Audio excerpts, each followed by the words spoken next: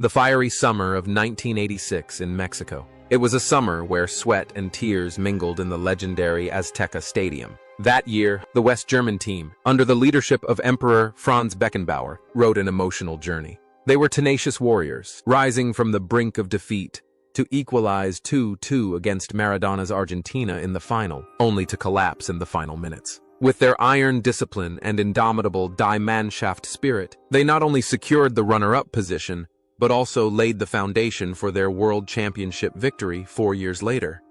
But when the stadium lights went out, when the final whistle faded into the distant past, what became of the heroes of that era? Nearly 40 years have passed, and time has etched deep marks on their lives. Some have become powerful figures, some live in seclusion, and others have been laid to rest forever. Let's turn back the pages of the lives of the golden generation of West Germany in 1986.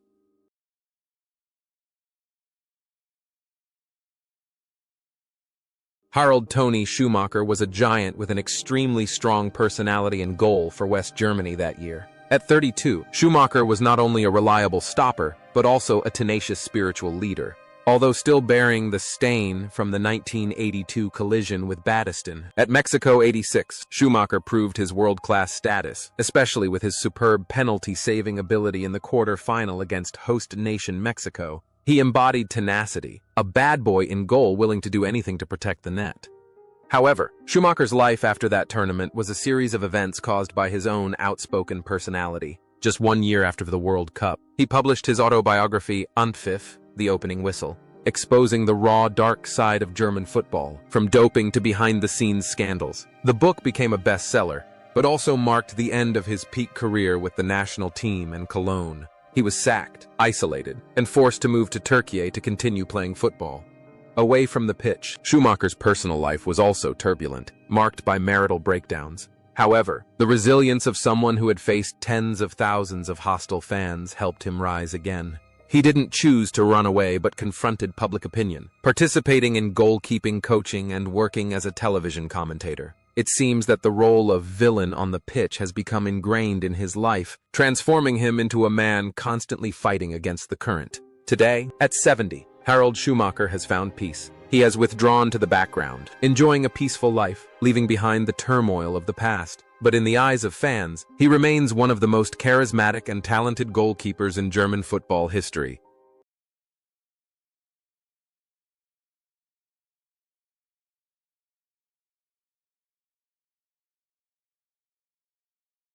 Lothar Matthaus was only 25 years old at the time, full of youthful energy and enthusiasm. Beckenbauer gave him what was considered the most difficult task in the world at the time, man-marking Diego Maradona. Matthaus was the heart and soul of the midfield, a perpetual motion machine with tireless ability to cover the entire pitch. Although he couldn't completely stop the Argentinian genius, Matthaus's performance solidified his status as a future superstar. He embodied the Germans' tenacity, all-around technique, and sharp tactical thinking.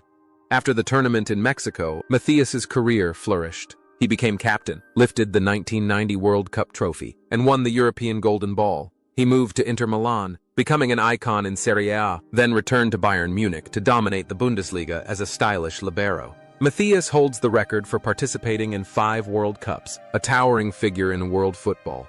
However, Matthaus's personal life was just as tumultuous and widely reported as his talent. With 5 marriages and countless romantic relationships extensively covered by the press, Matthaus frequently appeared in entertainment news. He was seen as a womanizer, somewhat childish and impulsive in his relationships, a stark contrast to his cool, precise demeanor on the pitch. Nevertheless, no one can deny his burning passion for football. Today, at 63, Matthaus is one of the world's leading football analysts.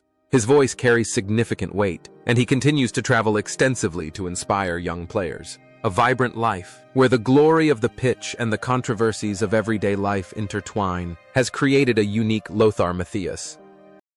Karl-Heinz Rummenigge was 30 years old in the 1986 season, wearing the captain's armband, but his legs were weighed down by injuries. Although no longer at the peak of his form from the early 1980s, Kalle remained a solid source of moral support. His diving header to reduce the deficit to 1-2 in the final was proof of his killer instinct and never-give-up spirit.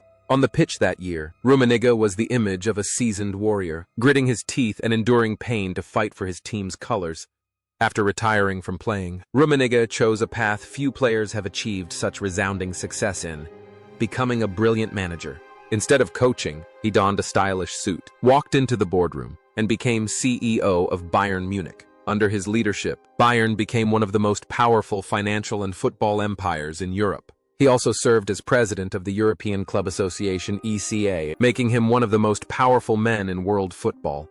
Rummenigge's personal life, however, presents a stark contrast to his glamorous image of power, extremely private and stable. He has a happy and stable family, free from scandals. The intelligence, composure, and logical thinking of a world-class striker have been perfectly translated into his leadership role. If on the field he was the one who finished off plays, in the business world he was the one who closed billion-dollar deals. Currently, although he has stepped back to an advisory role, Rummenigge remains a respected godfather of German football, a symbol of a successful transition from player to successful businessman.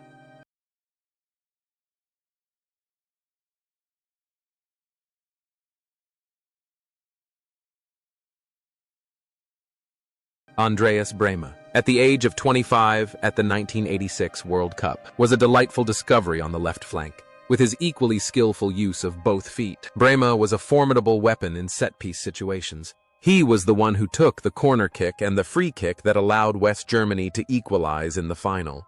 Brehme was not only a diligent defender, but also an artist with razor-sharp crosses, a silent hero who always knew how to shine when the team needed him most. Brehme's career later reached even greater heights with his decisive penalty goal in the 1990 World Cup final, leading Germany to world championships. He had brilliant years at Inter Milan under Matthaus and Klinsmann. After retiring, he tried his hand at coaching but did not achieve much resounding success. Brehme's life after the spotlight had its sad moments. He faced financial difficulties and had to work various jobs to make ends meet. But he never lost his gentle smile and love for football. He still frequently appears at Legends events and is loved by fans for his sincerity and humility. However, that glorious journey came to a sudden and heartbreaking end. On a night in February 2024, devastating news shocked the entire football world.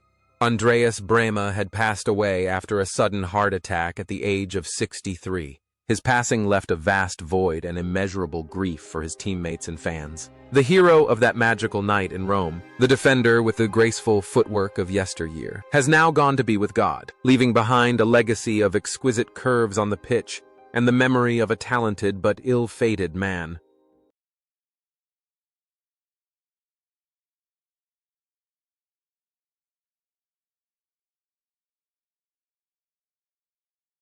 Rudi Voller, the 26-year-old striker with his distinctive curly hair and dashing mustache, was West Germany's super substitute in 1986, coming on as a substitute in the final. It was Voller who headed in the equalizer, making it 2-2 and igniting hope for the entire nation before tragedy struck. Voller's playing style was a combination of speed, keen goal-scoring instinct, and a fierce fighting spirit.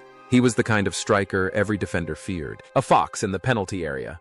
After Mexico '86, Voller continued to be a key player in Germany's 1990 World Cup victory. His club career was also full of titles with Roma and Marseille, where he won the Champions League. After retiring as a player, Voller transitioned to coaching and sporting director. Most memorably, he led a struggling German team to the 2002 World Cup final. Voller is remembered not only for his talent but also for his outspoken, sometimes hot-tempered but very genuine personality. A prime example being his legendary outburst on television defending his players. Off the field, Tante Kette, Aunt Cat, his affectionate nickname, is a family man, warm-hearted, and extremely popular with the German public. He represents approachability and down-to-earthness. The connection between Voller on and off the field is passion. He gives his all in everything he does, and his likes and dislikes are clear. Today, at 64, Rudi Voller is still not resting. He is serving as the CEO of the German national team, still tirelessly contributing his intellect to reviving German football. His hair may be grayed by the elements, but the flame of passion in his eyes has never died out.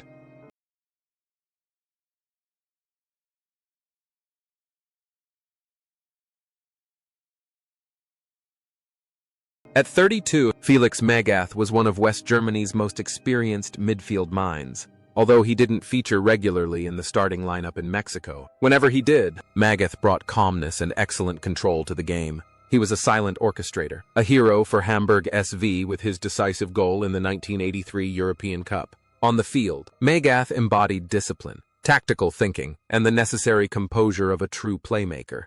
However, the most interesting aspect of Felix Magath lies in the later chapter of his career: coaching. He became one of the world's most demanding coaches, earning the nickname Quelix, the torturer. His grueling physical training sessions with medicine balls and exhausting mountain runs became his trademark. Magath believed that only iron discipline and peak physical fitness could bring success, and he proved it with the double Bundesliga title with Bayern Munich and a miraculous championship win with Wolfsburg. Behind the steely exterior of a dictator on the training ground, Magath was a man with a very unique philosophy of life, a love for chess and tranquility. The contrast between an artistic player and a ruthless coach is what always intrigues people about him. He specialized in putting out fires for struggling teams, reviving demoralized squads with an iron fist. Today, although he is retired from top-level coaching, the name Felix Magath remains a haunting yet respected figure for generations of players, a testament to the extreme but effective philosophy of hard work pays off.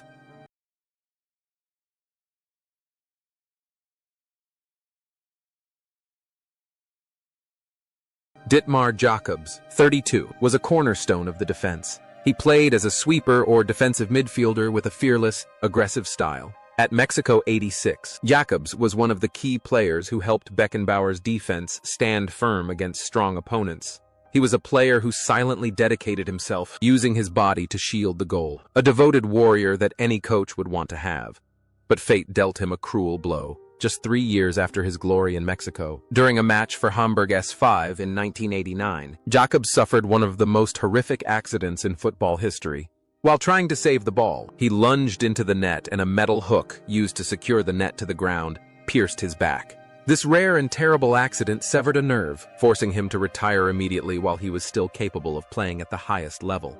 From a football hero, Jakobs had to adapt to life as an ordinary person, with the lingering effects of his injuries. However, he didn't let tragedy defeat him. Jakobs chose a quiet life, away from the spotlight of football, which evoked so much pain. He switched to the insurance business, becoming a dedicated consultant, just as he had been during his playing career. Jakobs' story is a stark reminder of the fragility of a footballer's life. Today, he lives peacefully with his family in Hamburg, content with his roles as a husband and father, and a living testament to the strength to overcome a cruel fate.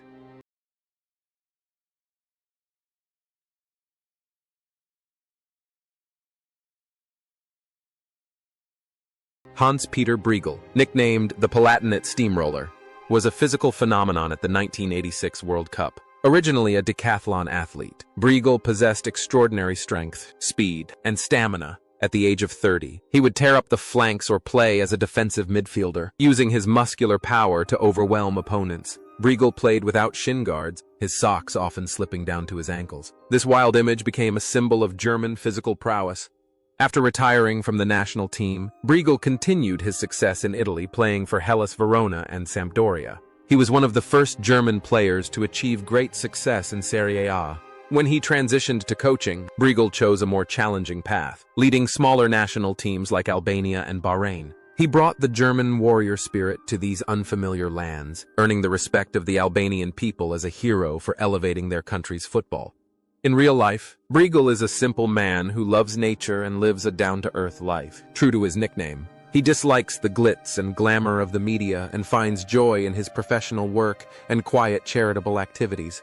His career is proof that willpower and physical strength can compensate for a lack of flamboyant technique. Today, Hans-Peter Briegel still participates in community football activities, lives a comfortable and respected life, a tank who has found a peaceful haven.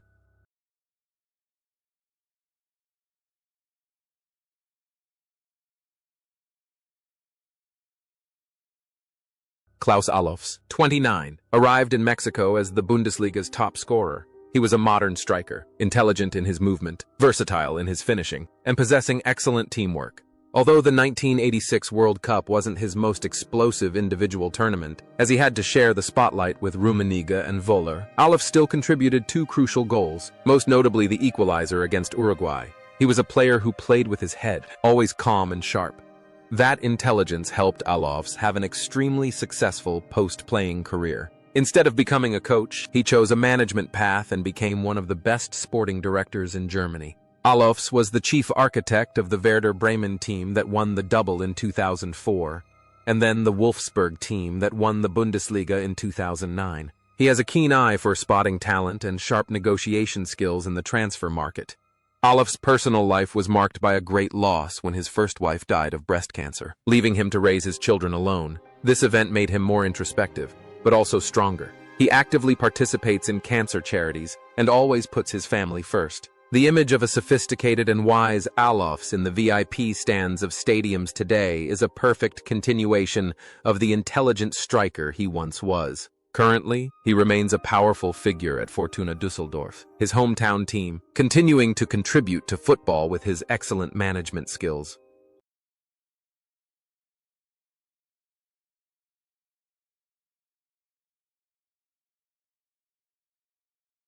Norbert Eder, 30 years old, was a quiet but indispensable name in that star-studded squad. Trusted completely by Beckenbauer, Eder played all 7 matches at the 1986 World Cup. He was a hard-working defender, playing simply but with maximum effectiveness, specializing in cleaning up so that the attacking stars could shine. Without flashiness or fanfare, Eder embodied dedication and responsibility. After achieving glory with the national team and Bayern Munich, Eder chose a very ordinary life after retirement. He didn't become a television star, nor a top-level coach, but instead managed his family's flower shop and coached local amateur teams. For Eder, joy comes from watching children play football and enjoying a peaceful life with his wife and children. He is a hero who chose to forget the spotlight to live fully with the simple joys of everyday life. However, that quiet journey ended in sorrow for those who loved German football in the 1980s. In November 2019, after a long battle with illness, Norbert Eder passed away at the age of 63. His death was not as flamboyant as that of other big stars, but it left a deep sadness. His teammates remember him as a most reliable friend, someone who never refused a task on the pitch, and a kind person until the very last moments of his life.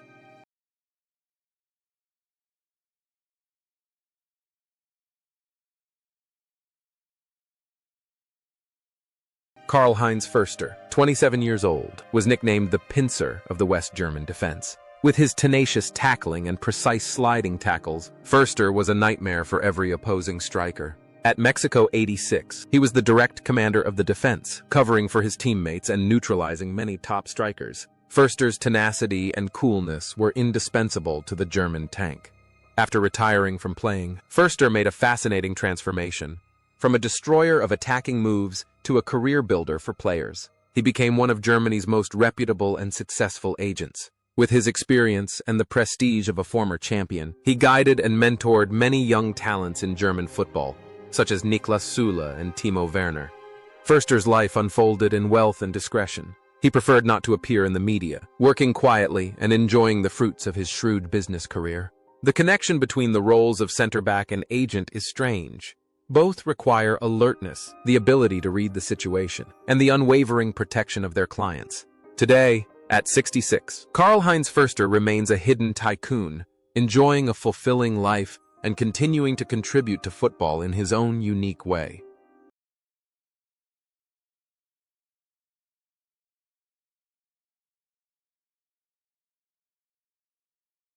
Pierre Littbarski, 26 years old, brought a completely different energy to the West German national team. Amidst a squad of hard-working laborers and muscular warriors, Litti was a true artist. With his distinctive bow legs, Obein, he possessed a magical dribbling ability, weaving through opposing defenses like a little squirrel. Although he didn't start often in this tournament, only one start according to statistics, and mostly came on as a substitute to create breakthroughs. Every time Littbarski touched the ball, the audience held their breath, waiting for a miracle. He was the soft spice that Beckenbauer used to break the rigidity of the scientific style of play.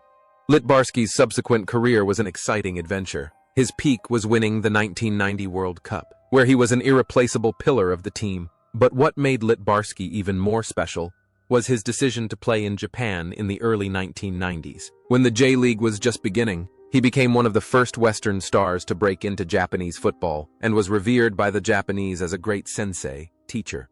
Littbarski's personal life was also intertwined with this cultural exchange. He found true love in Japan, married a Japanese woman, and spoke fluent Japanese. Unlike his intensely focused demeanor on the field, off the field, Littbarski was a humorous, optimistic man always smiling. He coached in many places, from Germany, Japan, and Australia to Iran, embracing a nomadic lifestyle like a passionate professional. Today, at 64, Littbarski is a brand ambassador and scout for Wolfsburg. He lives a peaceful and fulfilling life, remembered as one of the most elegant and technically gifted number 7s German football has ever produced, a wanderer who found happiness on the other side of the globe.